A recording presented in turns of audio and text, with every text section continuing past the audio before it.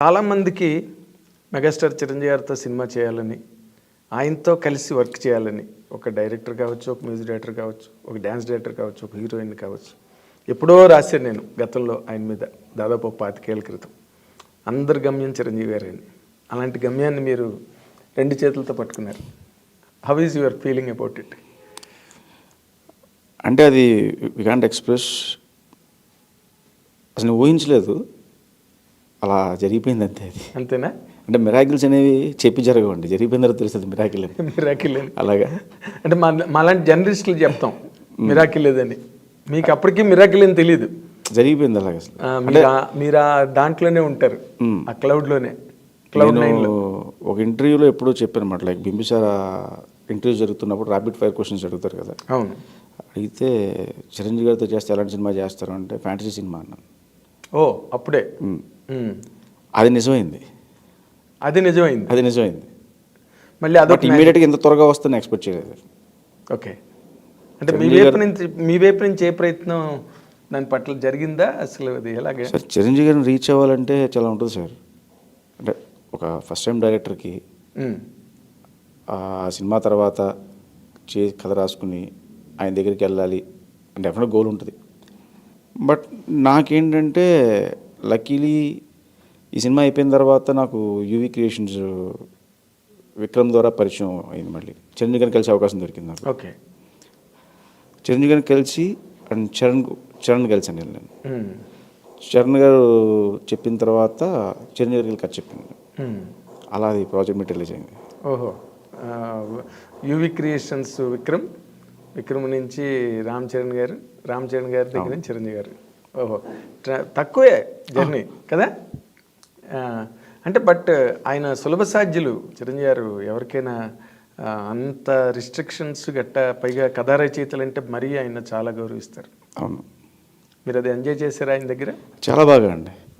అంటే బయట నుంచి చూసినప్పుడు ఎలా ఉంటుందంటే, అమ్మో చిరంజీవి గారా రకరకాలుగా వినపడుతుంది. లోపలికి వెళ్ళిన తర్వాత ఆయన నిజంగా ఎంత కంఫర్ట్ ఇస్తారంటే, ఒక చిన్నపిల్లలు అయిపోయి జాగ్రత్తగా వింటారు, అసలు ఎక్కడ డిస్టర్బెన్స్ ఉండదు, నీట్గా విని అమ్మ ఇది బాగుంది, ఇది ఇలా ఉంది అని చెప్పేస్తారు ఆయన. అందులో పెద్ద కన్ఫ్యూజ్ చేయడం కానీ అలాంటిది ఏమి ఉండదు. అంటే ఆయన నాకు ఫస్ట్ టైం వెళ్ళినప్పుడు ఒకటే మాట చెప్పారండి, అమ్మ కథ చెప్పడానికి వచ్చావు, నువ్వు చెప్తున్నది ఒక మెగాస్టార్ చిరంజీవి గారికి అనే విషయం మర్చిపో, నువ్వు హిట్ సినిమా తీసిన డైరెక్టర్ అనే విషయం మర్చిపోయి ఒక ఆడియన్గా ఒక ఫ్రెండ్లీగా ఒక ఫ్రెండ్కి ఎలా కథ చెప్తావు అలా చెప్పు, ఫ్రీగా ఉండవు అని నాకు అనిపించింది. నేను చెప్తాను, ఇన్సిడెంట్గా అనిపిస్తాయి కదా, అలా నేను చెప్తాను, నచ్చితే ఇంప్లిమెంట్ చేయి, లేదు అంటే ఎందుకు నచ్చదు నాకు చెప్పే. సో అండ్ కాల్ నీదే లాస్ట్లో. ఓకే, ఆ ఫ్రీడమ్ ఇచ్చారండి నాకు. అవునా? దానివల్ల ఆయనతో నాకు ఇంటరాక్షన్ కూడా చాలా బాగా కుదిరేది. ఆయన దగ్గరికి వెళ్ళినప్పుడల్లా 1 hour 2 hours స్పెండ్ చేయడం నేను అక్కడ, అంత బాగా జరిగింది. అదే ఒక హోమ్లీ ఫీలింగ్. అవును, కంఫర్ట్ ఇస్తారు ఫస్ట్. ఎస్, అది అందరూ ఎంజాయ్ చేసే అట్మాస్ఫియర్. ఒక జర్నలిస్ట్కి కానీ, ఒక డైరెక్టర్కి కానీ, ఒక రైటర్కి కానీ. కానీ మీరు చిన్నప్పటి నుంచి చిరంజీవి గారి సినిమాలు చూసి ఏలలేసే బ్యాచ్ అనుకుంటాను నేను. అవును, అలాంటిది మొట్టమొదటి అసలు చిరంజీవి గారి దగ్గరికి వెళ్ళినప్పుడు what is your first feeling? అంటే దానికి ముందు నేను చిరంజీవి గారిని కలిసానండి చాలాసార్లు. ఓహో అండ్ లాంగ్ బ్యాక్ ఎప్పటి నుంచి, ఎందుకంటే చరణ్తో పాటు నేను ఒకే స్కూల్ అండ్ కాలేజ్. చరణ్ నా క్లాస్మేట్ నాకు. ఓకే, సో అలాగా అండ్ అల్లు శిరీష్, చరణ్, రాణా అందరూ మేము బ్యాచ్ మేట్స్ మేడం. ఓకే, అలా నేను చిరంజీవి గారి ఇంటికి వెళ్ళేవాడిని నేను. ఓహో, సో అలా చూసి అంటే డాడీ వీళ్ళందరూ ఉంది కాబట్టి అవును, అలా నాకు పరిచయం నాకు. ఓకే, ఆ తర్వాత మధ్యలో ఒక 10 days 15 days ఓ సినిమాకి కూడా పనిచేశాను ఆయన సినిమాకి నేను. ఏ సినిమాకి? శంకర్దాద MBBSకి అప్రెంటిస్కి వెళ్ళా. ఓకే, సో అలా కూడా నాకు ఆయన పరిచయం అండి. ఓకే, సో నిన్ను చూసి కొత్తగా ఫీల్ అయ్యేది ఏం లేదు ఆయన? కొత్త కుర్రాడు వచ్చాడు. బట్ డెఫినెట్గా అప్పుడు ఏదో మామూలుగా ఇప్పుడు డైరెక్టర్గా వెళ్ళినప్పుడు ఒక ఎక్సైట్మెంట్ ఉంటుంది. ఎస్ చిరంజీవి గారు కథ చెప్తున్నావు. ఎస్, ముందు రోజు రాత్రి ఎలాగా ఖచ్చితంగా ఆ టెన్షన్, ఆబ్వియస్లీ ఆ టెన్షన్ ఉంటుందండి. అవునా? ఏంటి, what is the special homework మీరు చేసింది? చిరంజీవి గారికి రేపు కథ చెప్పబోతున్నావు, and all time great hero, and of course మీకు ఫ్యామిలీతో రిలేషన్ కూడా ఉంది కాబట్టి. అంటే ఒకటి చెప్తాను సార్, హీరో డైరెక్టర్ ఎంత ఫ్రెండ్స్ అయినా అవ్వచ్చు, లేకపోతే వేరే రిలేషన్ ఉండొచ్చు, కానీ కథ నచ్చిందే సినిమాలు చేస్తారు సార్ ఎవరన్నా. మనం చెప్పే కథ నచ్చాలి. ఎస్.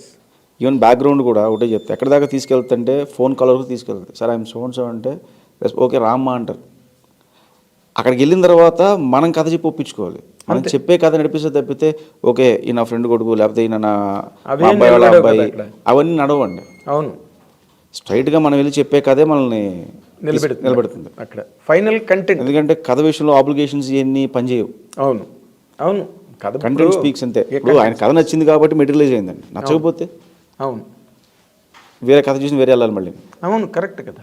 ఇప్పుడు ఎవరైనా కూడా కంటెంట్ బాగుందంటే ఎప్రిషియేట్ చేస్తారు, వెంటనే ముందుకు వస్తారు ప్రాజెక్ట్ చేయడానికి. And the same case with you now. Chiranjeevi గారికి ఆ కథ అంత బాగా నచ్చబట్టి కదా ఇమ్మీడియట్గా ప్రాజెక్ట్ అనౌన్స్ అయింది. చాలా ఫాస్ట్గా అయింది. చాలా ఫాస్ట్గా అయింది. మేము చూస్తున్నాం కదా. చాలా ఇంత ఫాస్ట్గా ఒక యంగ్ డైరెక్టర్ ప్రాజెక్ట్ అవ్వడం అన్నది ఇదే మొదటిసారి అనుకుంటాను నేను. ఏమన్నా luck. Yes, your luck, really luck. ఇప్పుడు ఈ బింబిసార అనే సక్సెస్ ఏదైతే ఉందో అది నీకు దీనికి ఏ విధంగా హెల్ప్ అయింది అనుకుంటున్నావు? అంటే మనం బింబిసార సినిమా అని నేను ప్రూవ్ చేసింది. ఇతను డీల్ చేయగలడు ఈ సినిమాని, ఇతను కంటెంట్ బట్టి మూవ్ అవుతాడు, ఫ్యాంటసీ జోనర్లో ఇతను రన్ చేస్తున్నాడు సినిమాని. అంటే బేసికల్గా అవతల వాళ్ళకి ముందు నమ్మకం ఉంటుంది.